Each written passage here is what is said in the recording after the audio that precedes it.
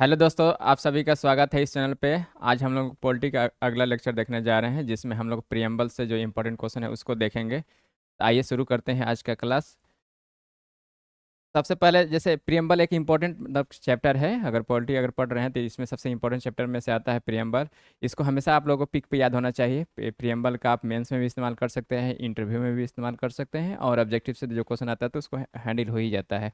Preamble से हर exam में question आता है, इसलिए हमेशा इसको आप लोगों को याद रखना है।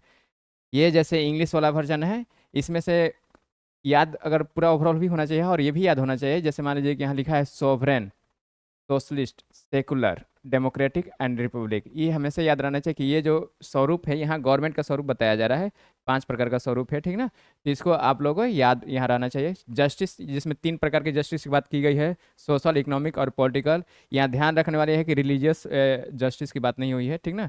लिबर्टी 5 प्रकार की है, जिसमें liberty of thought, expression, belief, faith and worship. फिर इसी तरह इक्वलिटी की भी बात की गई है, जिसमें 2 प्रकार की है, एक स्टेटस की है और एक अपॉर्चुनिटी की है, ठीक ना। इसको हमेशा पिक पे याद रहना है, इसी से क्वेश्चन पूछता है। फर्स्ट जो इसमें जो पैराग्राफ है, इसमें से क्वेश्चन ये पूछता है कि इसको अरेंज करना है। Sovereign, socialist, secular, democratic and Republic को मतलब दे देगा कि इसको अरेंज करिए, चाहे क्या क्या नहीं है उसमें मिसिंग, उसमें दे देगा। और इसमें जस्टिस पूछेगा कौन कौन सा था, कितने था, ये सब पूछेगा। लिबर्टी में भी नंबर और क्या क्या था वो भी पूछ सकता है। इसी तरह इक्वलिटी से भी पूछ सकता है। फिर कब इसको एडॉप्ट और इनेक्ट किया गया था, ये भी याद रखने वाली बात है। 26 नवंबर 1949 को। ये उसी का हिंदी वर्जन है, ठीक ना। हिंदी और इंग्लिश जिसमें आप कंफर्टेबल हो, इसको याद कर लीजिए, ठीक है। तो आइए शुरू करते हैं। ये वाला इंग्लिश वर्जन है, ये हिंदी वर्जन है प्रियम्बल का। तो सबसे पहला क्वेश्चन, क्वेश्चन से पहले एक बार देख लेते हैं कि हम लोग फिर से एक बार रिकॉल कर लेते हैं। ये तो आपको जो बोल्ड में लिखा गया है, sovereign, socialist, secular, democratic and Republic, ये हमेशा याद रहना चाहिए, ठीक ना। इसी तरह इसका हिंदी में है संपूर्ण प्रभुत्व संपन्न, समाजवादी, पंथ निरपेक्ष और लोकतंत्रात्मक गणराज्य। ये और इसमें ध्यान देने वाली बात है, जिसमें पंथ निरपेक्ष जो हो गया और समाजवादी, और इधर है एक अखंडता। ये ओरिजिनल जो संविधान था, मूल संविधान था, उसमें नहीं था, इसको बाद में ऐड किया गया, ठीक ना। कब ऐड किया गया? तो 42वां संविधान संशोधन 1976 में इसको ऐड किया गया, ठीक है। एक तो यहाँ से क्वेश्चन एराज होता है कि मूल संविधान में क्या था और क्या बाद में ऐड किया गया। तो ये हमेशा याद रखना है, समाजवादी, पंथ निरपेक्ष, अखंडता। पंथ निरपेक्ष मतलब वहीं इसी को धर्म निरपेक्ष वर्ड भी इस्तेमाल कर लेते हैं कभी कभी, ठीक है। ये हुआ। और इसमें एक पूछ देगा क्या नहीं था, तो इसको हटा के बाकी सब पहले से था। और बाकी ये सब जस्टिस वाला है कि जस्टिस कितने प्रकार के हैं, लिबर्टी कितने प्रकार के हैं, इक्वलिटी कितने प्रकार के हैं, याद होना चाहिए। और कब इसको एडॉप्ट किया गया है, यहाँ लिखा गया है 26 नवंबर यानी 26 नवंबर 1949 को इसको अडॉप्ट किया गया है। और कंप्लीटली कब लागू किया गया था, तो 26 जनवरी 1950 को लागू किया था। ये थोड़ा सा प्रियम्बल से टेक्निकल टर्म था, इसको हमेशा आप लोग याद रखना चाहिए। पहला क्वेश्चन है कि 26 जनवरी 1950 को भारत की वास्तविक संवैधानिक स्थिति क्या थी। मतलब कि जब 26 जनवरी 1950 को हमारा अगर संविधान था तो उसमें क्या स्थिति था। तो वहीं इसमें एक ही बार इसको संशोधित किया गया है, वो भी 1976 में। तो जो 3 वर्ड था उसको हटा के बाकी देख लेंगे। तो इसमें देखिए संपूर्ण प्रभुत्व, जैसे इसमें लोकतंत्र गणराज्य, ये तो है, था ही। संपूर्ण प्रभुत्व इसमें मिसिंग है, तो ये ज़्यादा परफेक्ट है। संपन्न लोकतंत्रात्मक गणराज्य, तो इससे ज़्यादा परफेक्ट है, क्योंकि यहाँ पे संपूर्ण प्रभुत्व संपन्न जो है इसमें नहीं है, तो ये वाला करेक्ट है। फिर यहाँ देखिए संपूर्ण प्रभुत्व संपन्न है, पंथ निरपेक्ष है, पंथ निरपेक्ष को बाद में ऐड किया गया है, ठीक है। तो ये वाला इस ये आंसर में नहीं आएगा। फिर है कि संपूर्ण प्रभुत्व संपन्न समाजवादी, इसको भी बाद में ऐड किया गया है। पंथ निरपेक्ष को भी बाद में ऐड किया गया है। लोकतंत्रात्मक और गणराज्य ये पहले से था। तो हमारा ज़्यादा परफेक्ट आंसर बी हो रहा है, ठीक ना। ये भी था लेकिन इसमें ये पहला वाला मिसिंग है, तो इसलिए बी के साथ हम लोग जाएंगे। 26 जनवरी 1950 या जो भी हो, 1976 से पहले जितना भी डेट आएगा हमेशा आप लोग ध्यान रखेंगे, उसमें पंथ निरपेक्ष और अखंडता और समाजवादी ये 3 गो सब नहीं मिलेंगे, ठीक है। तो उसके साथ आप कर लेंगे। इसी को एक्सप्लेन किया गया कि भारतीय गणतंत्र के संवैधानिक वस्तु स्थिति अगर देखेंगे तो भारतीय संविधान की तत्कालिक उद्देशिका के अनुसार संपूर्ण प्रभुत्व संपन्न, यानी यहाँ संप्रभुता की बात की जा रही है। यहाँ लोकतंत्रात्मक गणराज्य की बात हो रही है। यहाँ लोकतंत्र मतलब डेमोक्रेसी होगी, और गणराज्य मतलब कि हमारा जो हेड होता है, हेड ऑफ स्टेट होता है, वो इलेक्टेड होता है, ठीक है। इसको हम लोग प्रियम्बल का एक अलग से वीडियो बनाया जा चुका है, जो थ्योरी पार्ट है, उसमें आप लोग इसको डिटेल से देख सकते हैं। यहाँ हम लोग ऑब्जेक्टिव टाइप के क्वेश्चन करेंगे, ठीक ना। समाजवादी और पंथ निरपेक्ष और अखंडता, इसको बाद में ऐड किया गया। कब ऐड किया गया? तो 42वां संविधान संशोधन 1976 के द्वारा। इंदिरा गांधी की उसमें गवर्नमेंट थी। अब सेकंड क्वेश्चन है कि निम्नलिखित अवतरण में, जैसे एक तरफ से यहाँ देखा जाता है, यहाँ प्रियम्बल को ही लिख दिया गया है, उसी में से क्वेश्चन है कि हम भारत के लोग भारत को एक संपूर्ण प्रभुत्व संपन्न समाजवादी पंथनिरपेक्ष लोकतंत्रात्मक गणराज्य बनाने के लिए तथा उसके समस्त नागरिकों को सामाजिक आर्थिक और राजनीतिक न्याय, यह न्याय की बात हो रही है 3 प्रकार की, विचार अभिव्यक्ति विश्वास धर्म और उपासना की स्वतंत्रता, यहाँ स्वतंत्रता की बात हुई है जिसमें यहाँ भी 5 प्रकार की स्वतंत्रता की चर्चा की गई है। फिर प्रतिष्ठा और अवसर की समानता, तो इसमें लास्ट में इसको आइएगा पढ़ के, तो इस संविधान सभा में आज, तो यहाँ डेट पूछा जा रहा है, यहाँ एक्स के जगह पे मतलब क्या लेना है, क्वेश्चन का मतलब ये संदर्भ था कि यहाँ पे जो एक्स है यहाँ पे मिसिंग है, क्या रखना है, तो यहाँ डेट दिया गया है। तो कब उसको अडॉप्ट किया गया है, अडॉप्ट और इनेक्ट, तो 26 नवंबर 1949 को किया गया है, ठीक है। कब किया गया है, 26 नवंबर 1949 को किया गया है। और इसको कम्प्लीटली लागू कब किया गया था, तो 26 जनवरी 1950 को। यह भारतीय संविधान के, और जो भारतीय संविधान की जो उद्देशिका है, इसमें क्या किया, क्या क्या मतलब कुछ अगर देखा जाए ओवरऑल, जैसे थ्योरी पार्ट में तो आप देख ही लेंगे, लेकिन यहाँ भी कुछ एक बार रिकॉल कर लेते हैं। इसमें राज्य व्यवस्था, जो भारतीय राज्य व्यवस्था उसके बारे में बताया गया, उसका स्वरूप कैसा होगा, तो डेमोक्रेसी होगी, सोशलिस्ट होगी, सेकुलर होगा, ठीक ना। तो यहाँ 5 प्रकार के वो जो स्वरूप है उसको चर्चा किया गया है। और जो हमारे जो स्वतंत्रता सेनानी थे, चाहे जो संविधान को जो निर्माता थे, उनका जो आदर्श है उसका भी इसमें मतलब झलक मिलता है। भारत के संविधान के निर्माताओं का मत निम्नलिखित में से किस में प्रतिबिंबित होता है, तो वहीं जो हम लोग पिछले पार्ट में चर्चा की है कि उसका जो संविधान निर्माता थे उनका मत किस में झलकता है, तो ये उद्देशिका में प्रतिबिंबित होता है, ठीक है। मूल अधिकार अगर इसको देखेंगे तो संविधान के पार्ट 3 में है, ठीक है, जिसमें अगर आर्टिकल इस्तेमाल करेंगे तो 12 से लेकर 35 तक आएगा। राज्य की नीति निर्देशक तत्व तो चौथा भाग में है, और यहाँ आर्टिकल अगर इसका इस्तेमाल करेंगे तो 36 से 51 के बीच में है।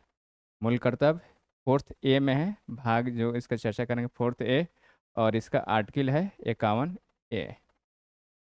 ये तो बेसिक है, इसको भी आप लोग ध्यान में रखेंगे। तो संविधान निर्माता का जो मत है किसमें प्रतिबिंबित होता है, तो उद्देशिका में। उद्देशिका को प्रियम्बल, प्रस्तावना, किसी भी नाम से आप याद रख सकते हैं। भारत के संविधान के निर्माताओं का मत उद्देशिका, जिसको अगर इसका एक और नाम है तो प्रस्तावना के नाम से भी मतलब इसको बोला जाता है, प्रस्तावना भी ये हिंदी में है, ठीक ना। उद्देशिका भी और प्रस्तावना भी में प्रतिबंधित होता है। यह संविधान निर्माताओं की मन स्थिति को समझने की एक कुंजी है। यह संविधान निर्माताओं के सिद्धांतों एवं आदर्शों को प्रदर्शित करता है। संविधान की प्रस्तावना ने देश के मतलब कि इसमें एक तरह से बताया गया है कि इसमें क्या क्या है, जो हम लोग चर्चा कर चुके हैं वहीं। प्रस्तावना को मतलब लाने का जो प्रयास है नेहरू के द्वारा किया गया था, और उसको पेश किया गया था 13 दिसंबर 1900 मतलब 46 को किया गया था, ठीक है। इसको फिर पास किया गया है 22 जनवरी 1947 को, ठीक है। शुरू में इसको उद्देश्य प्रस्ताव की तरह लाया गया था, बाद में इसको जब पास हो गया तो इसको उद्देशिका चाहे प्रस्तावना का नाम दे दिया गया। भारत के संविधान की प्रस्तावना में कितने प्रकार के न्याय, न्याय कितने प्रकार के हैं, तो हम लोग पढ़े हैं कि न्याय 3 प्रकार की है। स्वतंत्रता कितने प्रकार के हैं, ये स्वतंत्रता 5 प्रकार के हैं। समानता ये 2 प्रकार के, और भ्रातृत्व का उसी क्रम में उल्लेख किया गया है, मतलब यहाँ बताना है कि ये सब कितने प्रकार के हैं और उसी क्रम में बता देना है। तो 3, 5, 2 अगर देखेंगे तो इसको 1 या 2 कभी हो जाता है, तो इसका आंसर ये हो जाएगा, ठीक है। और न्याय कौन कौन सा है, तो इसमें न्याय अगर देखेंगे तो राजनीतिक है, सामाजिक है और आर्थिक है। 3 प्रकार के न्याय है, सामाजिक, आर्थिक और राजनीतिक न्याय। और 5 प्रकार की स्वतंत्रता है, जिसको liberty of thought, expression, belief, faith and worship, इसको इंग्लिश में मतलब आसानी से आप पिक कर सकते हैं, अगर हिंदी में आप पिक कर सकते हैं तो हिंदी में है। विचार है, अभिव्यक्ति है, विश्वास है, धर्म है और उपासना की स्वतंत्रता। 2 प्रकार की समानता भी है, जिसमें स्टेटस यानी प्रतिष्ठा और अवसर की समानता। अवसर मतलब अपॉर्चुनिटी। भारतीय संविधान की प्रस्तावना में भारत को किस रूप में घोषित किया गया है, तो भारतीय संविधान की प्रस्तावना में भारत को किस रूप में, तो यानी अभी की बात की गई है, इसमें ये नहीं बताया गया कब की, ठीक है। इसमें जो ओवरऑल जो है इसमें 5 प्रकार के जो चर्चा किया गया है, जैसे सार्वभौम मतलब कि पूरा हम संप्रभु है। समाजवादी, इसको बाद में ऐड किया गया है। धर्मनिरपेक्ष, जिसको पंथ निरपेक्ष बोला जाता है, इसको कहीं कहीं धर्मनिरपेक्ष भी इस्तेमाल कर लिया जाता है। प्रजातांत्रिक मतलब इसका लोकतंत्र भी है, ठीक है, और गणतंत्र। ये था, तो इसका आंसर क्या हो जाएगा, सी हो जाएगा, ठीक है। इसमें ध्यान रखने वाली बात है कि धर्मनिरपेक्ष की जगह पे यहाँ पे प्रियम्बल में पंथ निरपेक्ष शब्द का इस्तेमाल किया गया है, ठीक है, और प्रजातंत्र की जगह पे लोकतंत्र का इस्तेमाल किया गया है। तो भारतीय संविधान की प्रस्तावना में भारत को एक सार्वभौम, जिसको संपूर्ण प्रभुत्व संपन्न बोलते हैं, समाजवादी, पंथ निरपेक्ष, लोकतंत्रात्मक और गणराज्य के रूप में घोषित किया गया है। ठीक है। और इसमें पंथ निरपेक्ष और जो समाजवादी है और अखंडता, इसको बाद में ऐड किया गया है। निम्न शब्दों पर विचार करना है। ठीक है। यहाँ पे दिया गया है ABCD में, इसको विचार करके बताना है क्या इसका कालक्रम है। तो जैसे देखिए, ए में क्या है, समाजवादी है, बी में है प्रजातांत्रिक है, और सी में सार्वभौमिक है, और डी में धर्मनिरपेक्ष है। ठीक है। इसमें अगर याद करिएगा तो ये प्रस्तावना स्टार्ट होता है, we the people of India having solemnly resolve to constitute India to sovereign, यानी सबसे पहले आता है सोवरेन, फिर आता है सोशलिस्ट, और फिर क्या आता है सेकुलर, फिर आता है डेमोक्रेटिक, फिर रिपब्लिक, इस टाइप से आता है। ठीक है। इसी क्रम में इसको सजा देंगे। तो सबसे पहले क्या है, समाजवादी। यहाँ पे मतलब ये सॉरी ये दे रखा है, हम सॉवरेन हम सबसे पहले खुद सर्च करेंगे, तो सॉवरेन कहाँ है, तो सार्वभौमिक यहाँ है। ठीक है। नहीं, सबसे पहले सी आएगा। इसके बाद क्या है, सोशलिस्ट है ए पे, फिर क्या है सेकुलर, सेकुलर, और यहाँ धर्मनिरपेक्ष है। ठीक ना। सेकुलर, धर्मनिरपेक्ष या पंथ निरपेक्ष, मतलब कि प्रस्तावना में ऐसे पंथ निरपेक्ष वर्ड का इस्तेमाल किया गया है, लेकिन धर्मनिरपेक्ष का भी मतलब नॉर्मली से अगर देखा जाए तो वो सेम ही होता है। ठीक है। फिर अगला है डेमोक्रेसी, मतलब डेमोक्रेटिक, इसमें प्रजातांत्रिक होगा, और ये आ जाएगा बी पे। तो इस तरह से आएंगे C A D और B, यानी इसका आंसर ए हो जाएगा। ठीक है। अगर याद रहेगा तो इसको आप आसानी से सजा सकते हैं। आप हिंदी में भी याद कर सकते हैं, इंग्लिश में भी याद कर सकते हैं। भारतीय संविधान की प्रस्तावना में समाजवादी शब्द की संशोधन, यानी समाजवादी शब्द की बात की रही तो समाजवादी शब्द को कब जोड़ा गया था, तब 42वें संविधान संशोधन 1976 के द्वारा किया गया था। ठीक है। और समाजवादी के साथ और क्या था, तो समाजवादी के साथ पंथ निरपेक्ष था एक, और पंथ निरपेक्ष के अलावा एक और था, एक अखंडता था। ठीक है। तो ये था। और कब इसको ऐड किया गया था, 42वें संविधान संशोधन के द्वारा ऐड किया गया था। इसी का एक्सप्लेनेशन है कि 1976 में इसको ऐड किया गया है 42वें के द्वारा। प्रस्तावना में क्या क्या था, तो समाजवादी, पंथ निरपेक्ष और अखंडता शब्द, तीन शब्द जोड़े हैं। हमेशा याद रखिए कि तीन शब्द ये हमेशा एग्जाम में आते रहते हैं, इसको याद रखना है। इसीलिए सेम क्वेश्चन को रिपीट भी कर दिया गया है। निम्नलिखित में से कौन सा 42वें संविधान संशोधन के माध्यम से भारत के संविधान की प्रस्तावना में जोड़ा गया है, तो वही सेम जैसा ही है। इसमें देखेंगे तो संप्रभुता पहले से था, तो इसको नहीं जोड़ा गया है, पहले से था। व्यक्ति की गरिमा ये भी पहले से था। समाजवाद और पंथ निरपेक्ष, इसको जोड़ा गया है। निजता भी आंसर नहीं होगा, तो आंसर क्या हो जाएगा, सी हो जाएगा। समाजवाद, पंथ निरपेक्ष और अखंडता, यही तीन वर्ड जोड़ा गया थे। और सब प्रस्तावना में सिर्फ एक बार संशोधन ये हुआ है, सिर्फ एक बार। ठीक है। शुरू में तो इसको सुप्रीम कोर्ट के द्वारा ये भी बताया गया था कि नहीं, ये प्रस्तावना संविधान के भाग नहीं है, इसलिए इसमें संशोधन नहीं किया गया था। ठीक ना। लेकिन बाद में केशवानंद भारती केस चाहे और दूसरे केस में भी बताया गया ना कि भाग है और इसमें संशोधन किया जा सकता है। लेकिन बस शर्त यही है कि बेसिक स्ट्रक्चर जो है उसको डिस्टर्ब नहीं करना है। और ये केशवानंद भारती का उसमें आया था रिजल्ट, जो बेसिक स्ट्रक्चर का कंसेप्ट होता है। भारतीय संविधान की प्रस्तावना में धर्मनिरपेक्ष और समाजवादी शब्द जोड़े गए। धर्मनिरपेक्ष और समाजवादी, मतलब पंथ निरपेक्ष और समाजवादी शब्द कब जोड़ा गया है, तो ये जोड़ा गया है 42वें संशोधन के द्वारा। ठीक है। सेम टाइप का क्वेश्चन है, ताकि आप लोग एक ही टाइप का क्वेश्चन कराया जाएगा तो याद हो जाएगा। तो क्वेश्चन अलग अलग है लेकिन थीम एक ही है। संविधान की प्रस्तावना के तहत भारत में क्या क्या जोड़ा गया है प्रस्तावना में, तो पंथ निरपेक्ष, और क्या लिखा है, प्रस्तावना के तहत भारत को पंथ निरपेक्ष राज्य वर्णित किया गया है। यह शब्द 42वें संविधान संशोधन के द्वारा किया गया है। पंथ निरपेक्ष और एक समाजवादी और एक अखंडता भी इसको ऐड किया गया है। निम्नलिखित शब्दों में से कौन सा शब्द 1975 में भारतीय संविधान की प्रस्तावना में सम्मिलित नहीं था। 1975 यानी संशोधन हुआ था 1976 में, उससे जस्ट एक साल पहले, तो वही तीन चीज नहीं होगा। तो देखिए, अखंडता तो नहीं होगा क्योंकि इसको बाद में ऐड किया गया, बाकी ये सब चीज़ पहले से था। तो आंसर पूछा कौन नहीं था, तो आंसर यही हो जाएगा। ठीक है। ये सब पहले से विद्यमान था। भारतीय संविधान की प्रस्तावना में समाजवादी, पंथ निरपेक्ष और अखंडता शब्द 42वें संविधान संशोधन 1976 द्वारा जोड़े गए थे। इसमें बताना है कि प्रस्तावना में मतलब कौन कौन सा शब्द जोड़ा गया है। तो जैसे इसमें देखिएगा, समाजवाद है, ग्राम स्वराज, ग्राम स्वराज तो है ही नहीं प्रस्तावना में, समाजवाद को बाद में जोड़ा गया है, तो इसका एक आंसर तो ये हो जाएगा। फिर पंथ निरपेक्ष को भी बाद में जोड़ा गया है, और संपूर्ण प्रभुत्व संपन्न ये पहले से था, तो ये नहीं होगा। तो यानी 1 और 3 हो जाएगा। 1 और 3 देखेंगे तो यहाँ है, यानी आंसर ये हो जाएगा। ठीक है। संविधान की उद्देशिका के संबंध में बताना है यहाँ पे। कुछ स्टेटमेंट दे रखा है, क्वेश्चन थोड़ा सा इधर से उधर हो गया है। पहला स्टेटमेंट यहाँ से शुरुआत हो रहा है। पंडित नेहरू द्वारा प्रस्तुत ऑब्जेक्टिव प्रस्ताव यही अंततोगत्वा उद्देशिका बना। यानी जो पंडित नेहरू जो शुरू में उद्देश्य ऑब्जेक्टिव रिजोल्यूशन चाहे ऑब्जेक्टिव प्रस्ताव पेश किए थे 13 दिसंबर 1946 को, यही 22 जनवरी 1947 को पास हुआ था और बाद में यही प्रियम्बल का रूप धारण कर लिया। तो पहला वाला तो सही है, ये वाला जो स्टेटमेंट है। दूसरा यहाँ से स्टार्ट हो रहा है, इसकी प्रकृति जस्टिसेबल नहीं है, मतलब कि इसको हम फॉलो नहीं कर रही है सरकार चाहे कोई लोग, तो इसके लिए हम कोर्ट में नहीं जा सकते हैं, कोर्ट का दरवाज़ा नहीं खटखटा सकते हैं। इसी के बोलते हैं न्याय योग्य, यानी जस्टिसेबल नहीं है, तो ये सही है। तीसरा है, इसका संशोधन नहीं किया जा सकता है।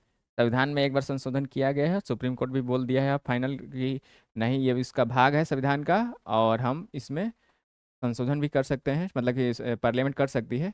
ये वाला स्टेटमेंट गलत हो गया। तीसरा जो स्टेटमेंट यहाँ से शुरू हो रहा है, ये वाला स्टेटमेंट गलत है। चौथा यहाँ से है, संविधान के विशिष्ट प्रावधानों को यह रद्द नहीं कर सकता है। ठीक है, तो रद्द नहीं कर सकता, ये सही है। प्रस्तावना क्या क्या कर सकता है, देखिए प्रस्तावना संविधान का भाग है, पहला पॉइंट ये। प्रस्तावना का मेन वो जो है, सुप्रीम कोर्ट ने बोला है कि अगर कहीं ग्रे एरिया आ रहा है संविधान में, जैसे कुछ अस्पष्ट मैटर आ रहा है संविधान में कि हम लोग पता नहीं चल रहा कि क्या इसका होगा, तो उसका रेफरेंस के लिए हम लोग प्रस्तावना का इस्तेमाल कर सकते हैं। ठीक है, और ये जस्टिसेबल नहीं है, मतलब न्याय योग्य नहीं है। ठीक है, और इसमें संशोधन कर सकते हैं। और प्रस्तावना का विचार अगर देखा जाए तो कहाँ से लिया गया था, तो ये हम लोग अमेरिका से लिए हैं, इसका भाषा को ऑस्ट्रेलिया से लिए हैं। सबसे पहले प्रस्तावना अगर कोई इस्तेमाल किया है तो अमेरिका ही किया है, ठीक ना, और संविधान भी सबसे पहले लिखित उसी का था। ठीक है, तो 3 को हटा देंगे, बाकी आंसर आ जाएगा। तो 3 अगर देखिएगा तो इसमें नहीं है, ये वाला आंसर हो जाएगा 124 की 124 सही है। ये उसी का एक्सप्लेनेशन है कि उद्देशिका में संशोधन संभव है और एक बार किया जा चुका है। 3 वर्ड इसमें इस्तेमाल मतलब कि लाया गया है। उद्देशिका संविधान के स्पष्ट प्रावधानों को रद्द नहीं कर सकती है, ठीक ना। इसका उपयोग भ्रम को दूर करने के लिए, मतलब कि कहीं अगर संविधान में है उसमें भ्रम आ रहा है तो वहाँ पे हम लोग रेफरेंस के लिए इस्तेमाल कर सकते हैं। और उद्देशिका का उपयोग इस निष्कर्ष के समर्थन में किया जाता है कि संविधान के मूल ढांचे में कोई परिवर्तन नहीं किया गया है। ठीक है, संविधान की प्रस्तावना के विधिक स्वरूप क्या है, तो वही विधिक स्वरूप क्या है कि इसको लागू नहीं किया जा सकता है। ठीक ना, संविधान का भाग है लेकिन इसको लागू नहीं किया जा सकता है। भारतीय संविधान की उद्देशिका में संशोधन किया गया था, एक ही बार किया गया है, और कब, तो 42वां संविधान संशोधन के द्वारा किया गया है। ठीक है, भारतीय संविधान की प्रस्तावना में समाजवादी शब्द किस संशोधन द्वारा लाया गया है। सेम टाइप का क्वेश्चन है, एक बार किया गया है और कब, तो 42वां के द्वारा। समाजवादी हो चाहे पंथ निरपेक्ष हो चाहे अखंडता, एक ही बार 42वां संविधान संशोधन के द्वारा लाया गया था। फिर है कि 26 नवंबर 1949 को अंगीकृत भारतीय संविधान की प्रस्तावना में सब सम्मिलित नहीं थे। तो स्टार्टिंग में कौन कौन नहीं था, तो समाजवाद इसको बाद में ऐड किया गया तो ये नहीं था, पंथ निरपेक्ष भी बाद में ऐड किया गया ये भी नहीं था, अखंडता ये भी बाद में ऐड किया गया तो ये भी नहीं था। ठीक है, और गणराज्य था, इसमें कौन सा पूछा गया कि नहीं था, तो 1 2 3 होगा, तो 1 2 3 देख लीजिए तो आंसर ये हो जाएगा। तो इस तरह से अगर याद रहेगा तो आसानी से आप सिलेक्ट कर सकते हैं। प्रियम्बल मतलब कि इंपॉर्टेंट टॉपिक है, लेकिन अगर देखा जाए इसको स्टडी करिएगा तो बहुत आसान लगेगा, इसमें से क्वेश्चन भी आसानी से आप कैच कर सकते हैं, इसलिए इसको हमेशा याद रखना है और हर एग्जाम में पूछा जाता है यहाँ से क्वेश्चन। भारतीय संविधान की प्रस्तावना में पंथ निरपेक्ष शब्द जोड़ा गया है, तो एक ही बार किया गया है और 42वां संविधान संशोधन के द्वारा किया गया है। भारत के संविधान का अमुख, अमुख मतलब यहाँ प्रस्तावना की बात हो रही है, ठीक ना, प्रियम्बल की बात हो रही है। लक्ष्य उसके सभी नागरिकों के लिए सुनिश्चित करना है, क्या क्या है, तो सामाजिक आर्थिक न्याय, तो सामाजिक आर्थिक और राजनीतिक न्याय, 3 प्रकार के न्याय की बात की गई है, तो ये सही है। विचार तथा अभिव्यक्ति की स्वतंत्रता 5 प्रकार की है, जिसमें 2 प्रकार के यहाँ दे दिया गया है। अवसर की समानता, ये भी सही है। व्यक्ति की प्रतिष्ठा, ये भी सही है, इसमें सभी सही है। ठीक है ना, तो इसमें क्या आंसर हो जाएगा, ये डी आंसर हो जाएगा। ठीक ना, अगर प्रस्तावना पढ़िएगा तो इसमें सब कुछ आ जाएगा। 3 प्रकार की न्याय है, 5 प्रकार की स्वतंत्रता है और 2 प्रकार की समानता है। यहाँ उसी को चर्चा कर दिया गया है। सामाजिक आर्थिक और राजनीतिक न्याय यानी social economic and political justice. विचार अभिव्यक्ति विश्वास धर्म और उपासना के स्वतंत्रता, liberty of thought expression belief faith and worship. प्रतिष्ठा और अवसर की समानता, ठीक है, और व्यक्ति की गरिमा सुनिश्चित करना, ये सब इसका दिया गया है प्रस्तावना में। अब अगला क्वेश्चन है, कथन और कारण से है। कथन यहाँ से स्टार्ट हो रहा है, ठीक ना, थोड़ा सा अच्छा से टाइप नहीं हो पाया है। भारत एक संपूर्ण प्रभुत्व संपन्न समाजवादी धर्मनिरपेक्ष और लोकतंत्रात्मक गणराज्य है। तो पहला ये कथन है यहाँ तक से, ठीक है। यहाँ से कारण स्टार्ट हो रहा है, इसे 42वें संविधान संशोधन द्वारा संपूर्ण प्रभुत्व संपन्न लोकतंत्रात्मक गणराज्य के स्थान पे प्रतिस्थापित किया गया है, मतलब इसके जगह पे ये वाला कर दिया गया है, ठीक है। तो बताना है क्या होगा, वही स्टेटमेंट जो जनरली होता है कि दोनों सही है और एक दूसरे को एक्सप्लेन कर रहा है। इसमें अगर देखिएगा तो पहला स्टेटमेंट दोनों तो सही है, और जो दूसरा है इसमें 42वें संविधान संशोधन के द्वारा इसके जगह पे जो कथन ए में बताया गया उसको प्रतिस्थापित किया गया है, यानी इसको एक्सप्लेन भी किया जा रहा है, तो इसका आंसर ए हो जाएगा, ठीक है। इसी को बता दिया गया है, यहाँ पे एक्सप्लेन कर दिया गया है कि बाद में जोड़ा गया है 3 शब्द। ये आज इतना ही था, 20-25 क्वेश्चन था, ठीक है। मिलते हैं फिर नेक्स्ट वीडियो में, प्रस्तावना से अभी और कुछ क्वेश्चन बचा होगा। इसका थ्योरी वाला पार्ट आप देख सकते हैं, उसमें से आपको समझ में आ जाएगा और उसको हाँ डिटेल से पढ़ाया गया है, ठीक है। वीडियो पसंद आया है तो इसको लाइक करें और चैनल को सब्सक्राइब करें।